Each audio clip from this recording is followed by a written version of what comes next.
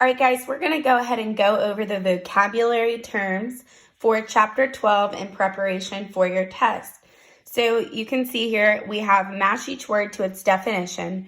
Write your answers on the lines provided. So we have 12 vocabulary terms that they have chosen for this chapter that they think are the most important. And then we have our 12 definitions that we need to match up with the correct vocabulary term. So as I am going through this, make sure that you have found this blank page on Dojo and you are answering the questions alongside me, because this is going to be your study guide for your test tomorrow. So make sure that you're listening very carefully, and then you will be going on to Quizlet to practice your vocabulary terms on there. All right, so we'll go ahead and get started. We have number 1 is an equilateral triangle. So I know that I'm looking for a definition that is a triangle, and an equilateral triangle has 3 equal sides or 3 congruent sides. So I'm looking through my list, and I believe it is J, a triangle with 3 congruent sides. All right, so I'll go ahead and mark this one off. Number 2, composite figure. So I'm looking for a definition that's describing a figure, and it has 2 to 3 dimensional figures that are a part of it. And we have that here, letter E.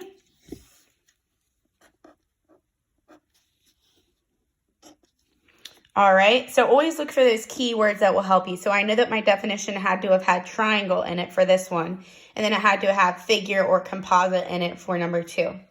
Number 3 is a parallelogram. So I know a parallelogram is a type of quadrilateral, and I know that it has parallel sides and congruent sides. So I'm looking for a definition similar to that. Oh, here we are. Letter I. Number 4, volume. So volume, that is obviously not a formula, but that is, where are we?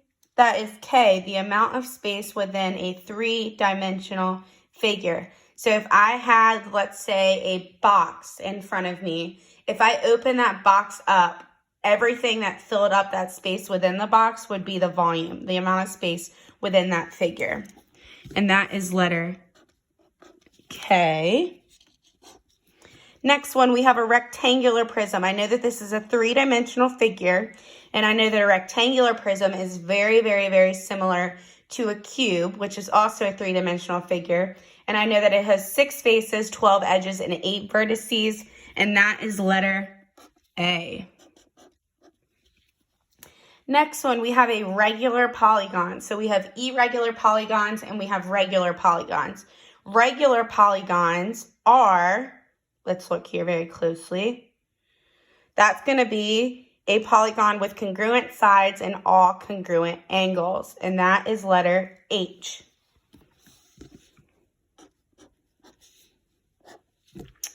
Number 7, we have triangular prism. We also know that this is a 3-dimensional figure, right? And then we have, we obviously know it's a type of prism, and as its bases, so at the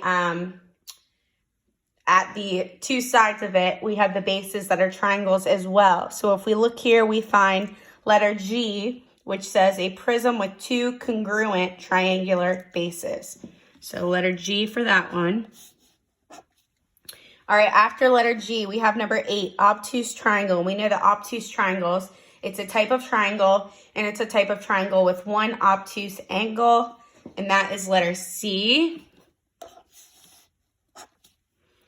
All right, number 9, face. No, it's not a face like you see every day in front of you on a human being. We have a face, and that we know that a face is a flat surface of a 3-dimensional figure. So we have faces on cubes, faces on rectangular prisms, and faces on triangular prisms. So that is going to be letter B, which is a flat surface of a 3-dimensional figure. We have 3 more. Number 10. So we had a regular polygon earlier, which was just a polygon with congruent sides and all congruent angles. And now we just have a just polygon, no regular with it, just polygon. So if we look here, we know that a polygon has to be a closed figure, so it can't have lines with breaks in between, and it has to have line segments that do not cross each other.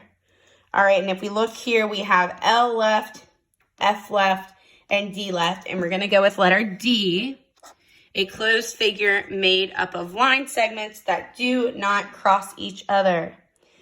We have square and a pentagon left, and those are two very different shapes.